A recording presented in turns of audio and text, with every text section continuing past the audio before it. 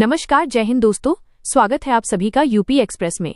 तो आइए देख लेते हैं उत्तर प्रदेश की 30 फटाफट बड़ी खबरों को। वीडियो में आगे बढ़ने से पहले आप किस जिले से हैं इसे कमेंट करके जरूर बताएं।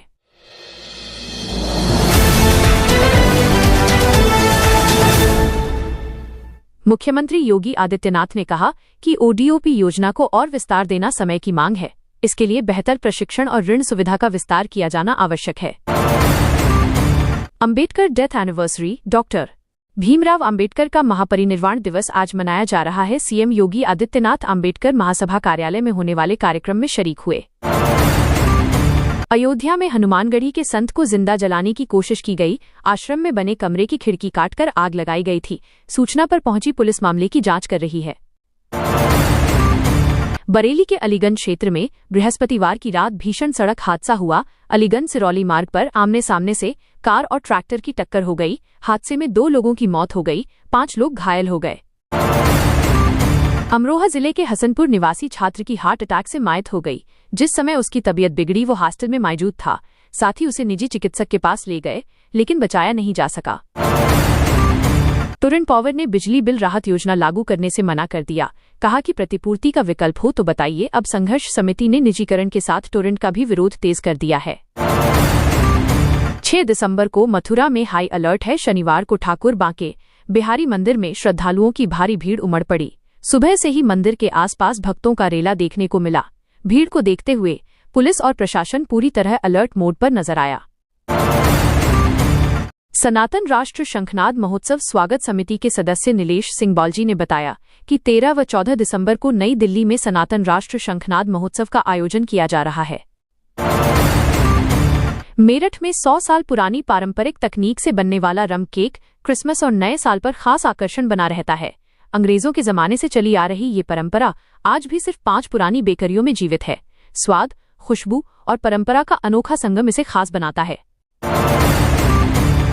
ललितपुर जिला कारागार में बंद बंटू सनातनी उर्फ बसंत राज गुप्ता के अचानक सीने में दर्द होने से हालत बिगड़ गई। आनन फानन में उसे झांसी मेडिकल कॉलेज भर्ती कराया गया है। बसंत 2 साल से जेल में बंद है। पीएचसी और सीएचसी पर एलोपैथ और आयुर्वेद एमओसीएच दोनों डॉक्टरों से समान काम लिया जाता है, लेकिन वेतन, भत्तों और पदोन्नति में एमओसीएच को लगातार पीछे रखा जा रहा है। मेरठ सिटी स्टेशन से 15 वर्षीय किशोरी रहस्यमय परिस्थितियों में लापता हो गई। परिवार ने 48 घंटे बाद एसएसपी ऑफिस पर शिकायत देकर कार्रवाई की मांग की है। पुलिस मामले की जांच में जुटी है, लेकिन अभी तक कोई ठोस सुराग नहीं मिला है। इलाहाबाद हाईकोर्ट ने आजीवन कारावास के खिलाफ दाखिल अपील पर मिली जमानत के बाद से फरार मौलाना खुर्शीद जमील कादरी को कोर्ट के समक्ष पेश करने के कड़े निर्देश पुलिस आयुक्त को दिए हैं। परिवार वाले लापता किशोरी को तलाश रहे थे, तभी पिता के नंबर पर फोन आया। उधर से बस कॉलर ने यही कहा कि तुम्हारी बेटी मेरे पास है, उसे भूल जाओ। ये सुनते ही परिवार में दहशत छा गई। हाथरस शहर में जीएसटी कार्यालय के लिए लोनिवि को कार्यदायी संस्था के रूप में चुना गया है।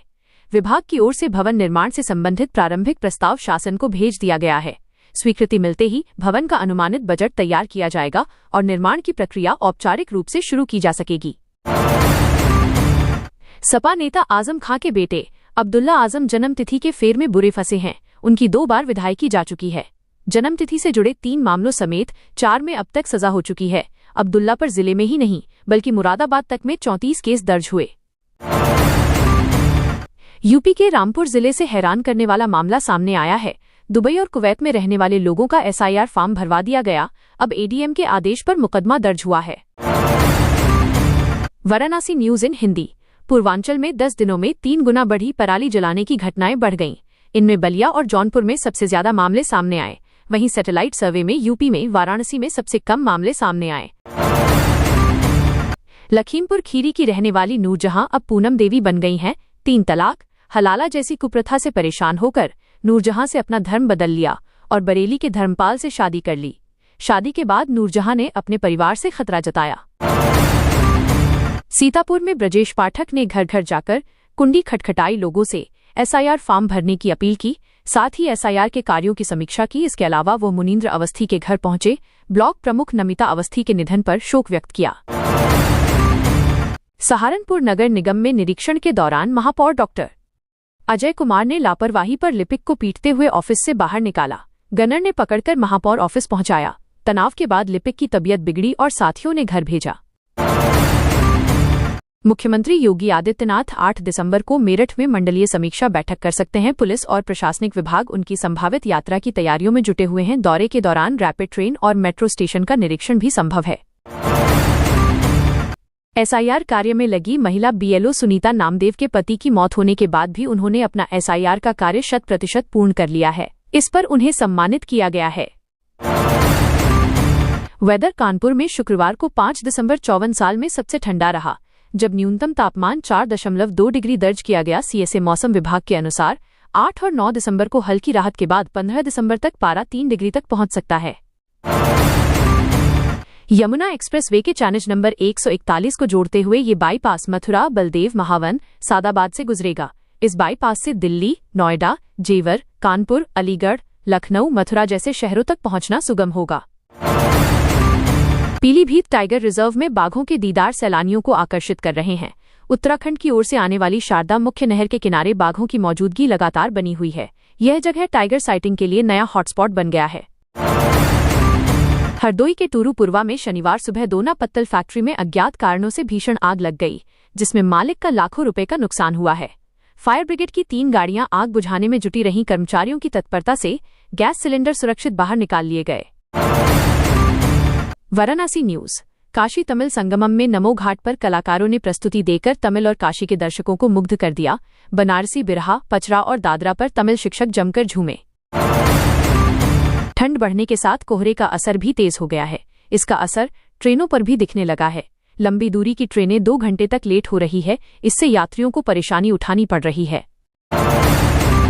फिरोजाबाद के थाना लाइन पार के संत नगर में एक शादी समारोह में उस समय अफरा तफरी मच गई, जब दावत खाने के बाद करीब 25 लोग बेहोश हो गए। तत्काल ही सभी को उपचार के लिए अस्पताल में भर्ती कराया गया। चिकित्सक ने बताया कि फूड पॉइजनिंग की वजह से सभी की हालत बिगड़ गई थी। बिल्हौर ब्लॉक की गढ़ी बिहारीपुर गौशाला में एसडीएम और सीवीओ के निरीक्षण में रजिस्टर से 71 गोवंश गायब मिले। साथ ही 2 गोवंश मृत अवस्था में मिले और 230 पशुओं के हिसाब से चारा दिखाया गया था। इसके बाद ग्राम पंचायत सचिव समीर कुमार को निलंबित कर दिया गया है। एनसीआरटीसी ने नमो भारत कॉरिडोर की सुरक्षा और विश्वसनीयता बढ़ाने के लिए high speed catenary maintenance vehicle शामिल किया है। यह वाहन ओवरहेड पावर सप्लाई सिस्टम की तेज व सटीक जांच और मरम्मत में सक्षम है। इससे यात्रियों को और अधिक सुरक्षित तथा समयबद्ध सेवा सुनिश्चित होगी।